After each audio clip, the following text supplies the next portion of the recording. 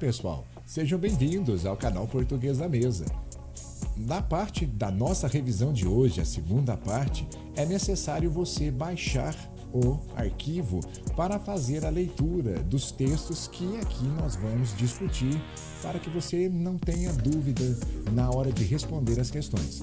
Faça isso, resolva e vamos discutir as respostas na revisão de hoje. Eu espero vocês lá. Vamos começar a revisão lendo a questão 7 da prova da VUNESP. Futurismo. Um manifesto futurista de autoria do poeta italiano Filippo Tommaso Marinetti foi publicado em Paris em 1909. Nesse manifesto, Marinetti declara a raiz italiana da nova estética. Queremos libertar esse país de sua fétida gangrena de professores, arqueólogos, cicerones e antiquários. Falando da Itália para o mundo, o futurismo coloca-se contra o passadismo burguês e o tradicionalismo cultural. A exaltação da máquina e da beleza, da velocidade, associada ao elogio da técnica e da ciência, torna-se emblemática da nova atitude estética e política. Após a leitura desse texto, agora vamos conferir algumas respostas. Leia as questões apresentadas e, por favor, marque a que mais lhe aprouver. Gaste o tempo que necessitar. Pare o vídeo, se necessário, leia com calma. E para a resposta, nós vamos dizer que seria a letra A. Verifica-se a influência dessa vanguarda artística nos seguintes versos do poeta português Fernando Pessoa.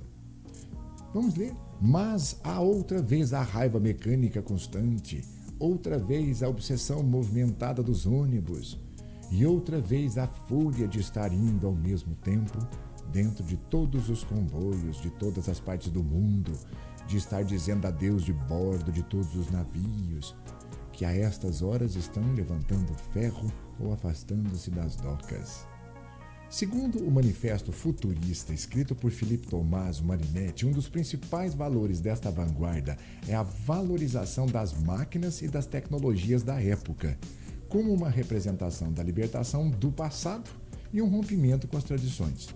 Essas características são encontradas nos versos Ode Triunfal de Álvaro de Campos, heterônimo do nosso querido Fernando Pessoa.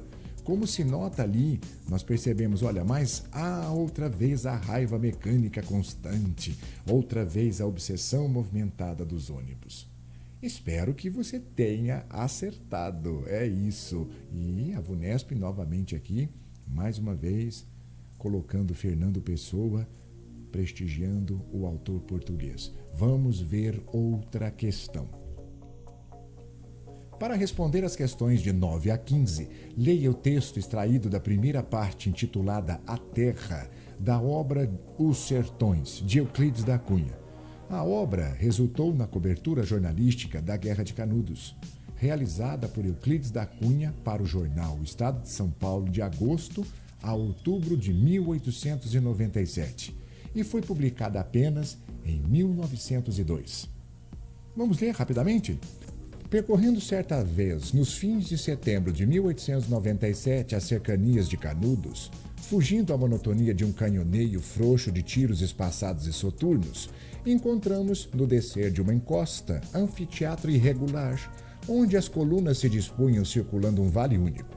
Pequenos arbustos e coseiros virentes viçando em frutos intermeados de palmatórias de flores rutilantes, davam ao lugar a aparência exata de algum velho jardim em abandono. Ao lado, uma árvore única, uma quixabeira alta, sobranceando a vegetação franzina.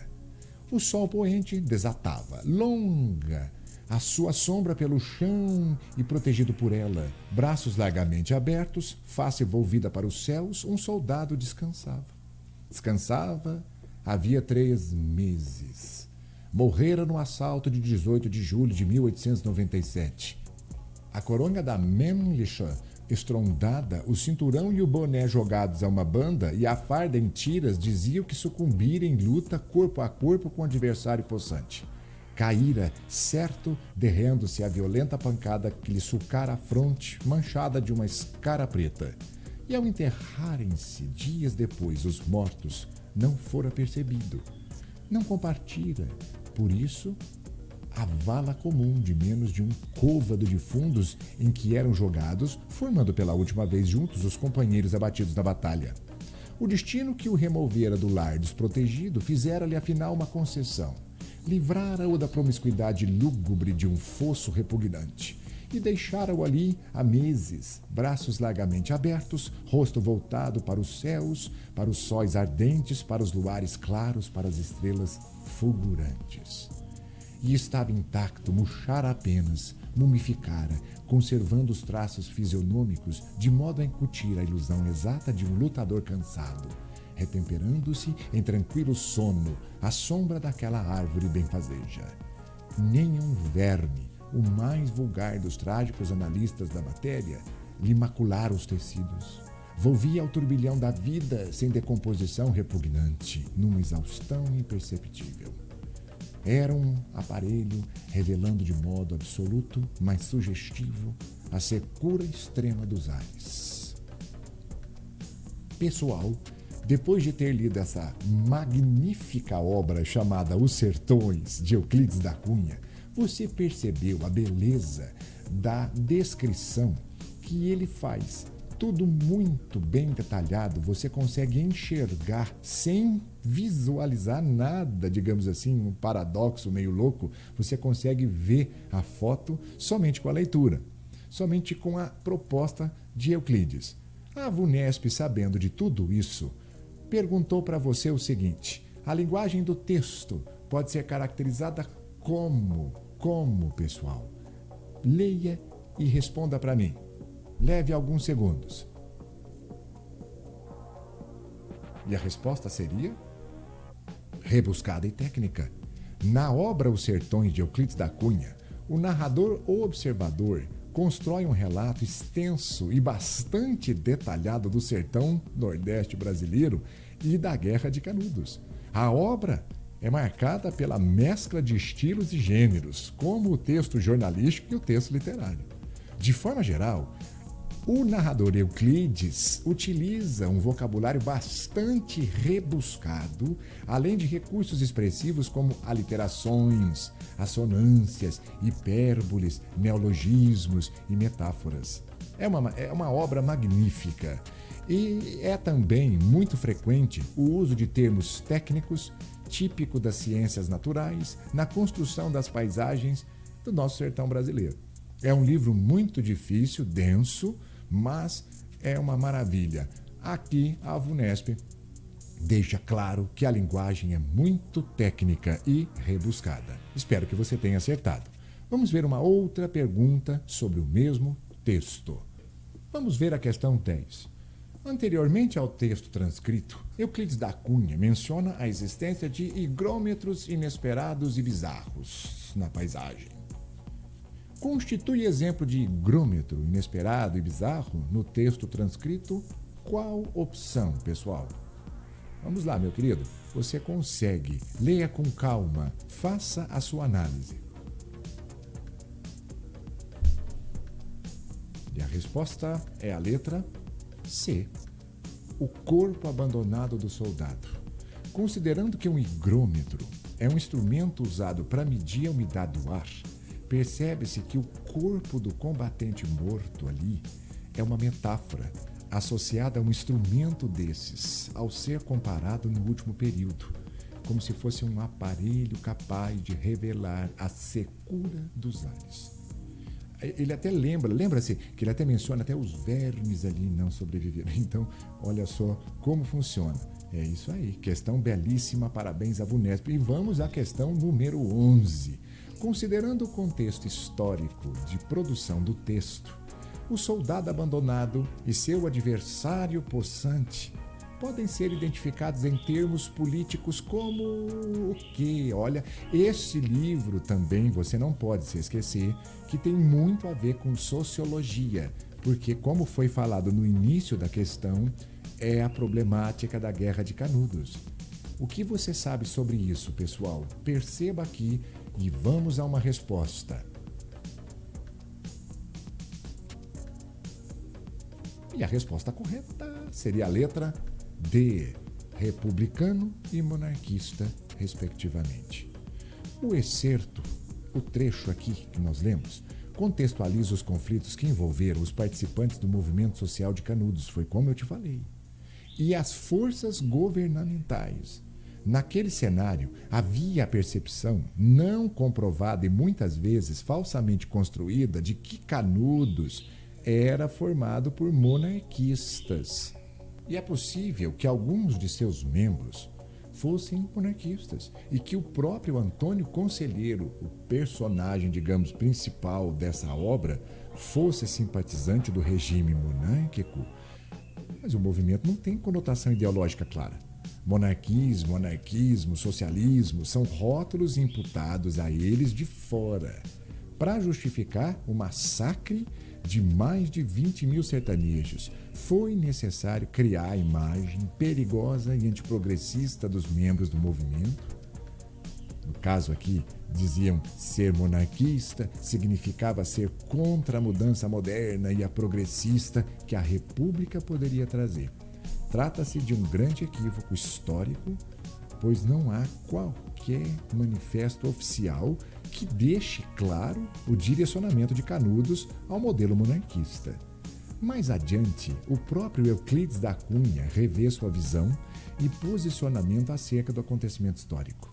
O escritor enxergou que não se tratava de um movimento que carregava qualquer manifestação política e ideológica definida, e sim questionamentos relacionados à miséria, à exploração do trabalho e às injustiças sociais. Vale destacar que o discurso religioso serviu de argumento para unir os sertanejos para a construção de uma comunidade onde poderiam ter mais perspectivas e melhorias de vida. Fica aí a dica para que você veja o quão profundo é esta obra, Os Sertões. Vamos mais uma questão? Veja a questão número 12. A paisagem retratada no texto mostra-se compatível com o clima que registra. Que clima foi registrado ali, pessoal? Por favor, leia e me responda.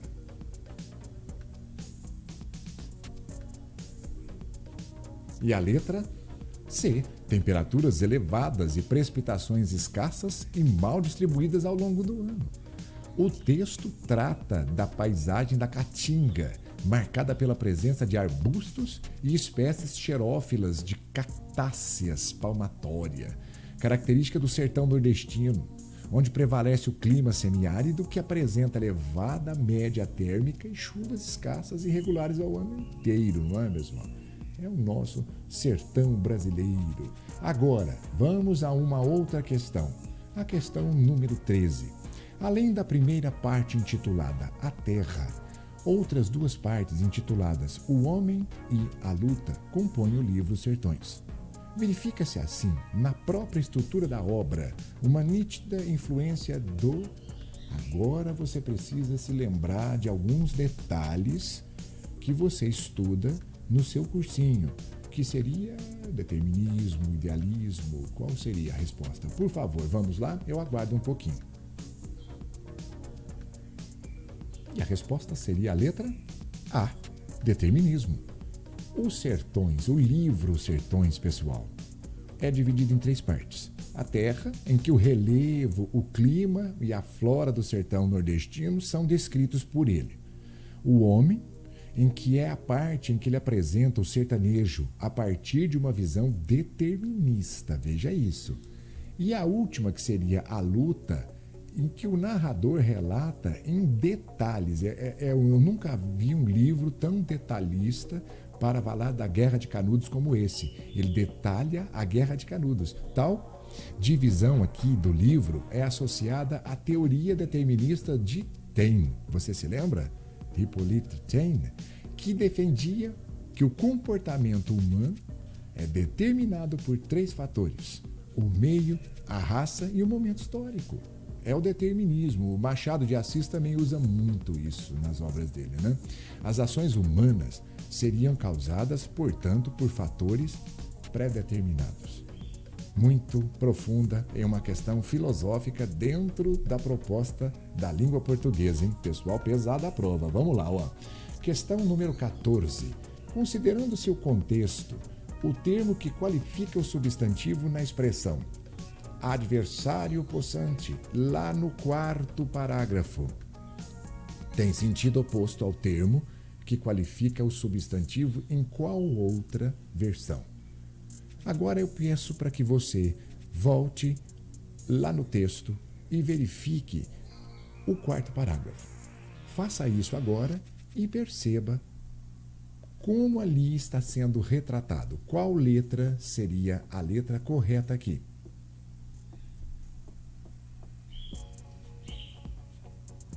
E a letra correta é a letra E, franzina, vegetação franzina.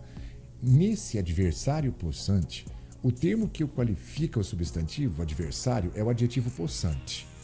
Entre as alternativas, o adjetivo que tem sentido oposto a esse é franzina, presente em vegetação franzina, que remete a uma vegetação muito fina, de talhe muito fino, não é? Seria isso aí, vegetação franzina.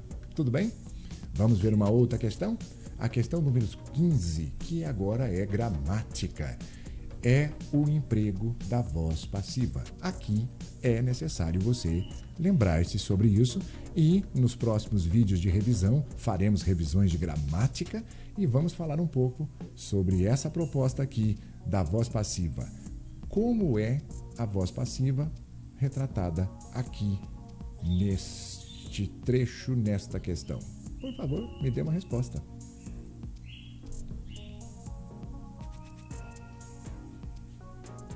E está na letra E. Ao enterrarem-se dias depois os mortos, não fora percebido. Veja a voz passiva sintética. Os mortos é o sujeito paciente. E o pronome se, lembra-se, funciona como partícula passivadora. Podemos confirmar sim passando a oração para a voz passiva analítica. E ao serem enterrados dias depois os mortos, não fora percebido.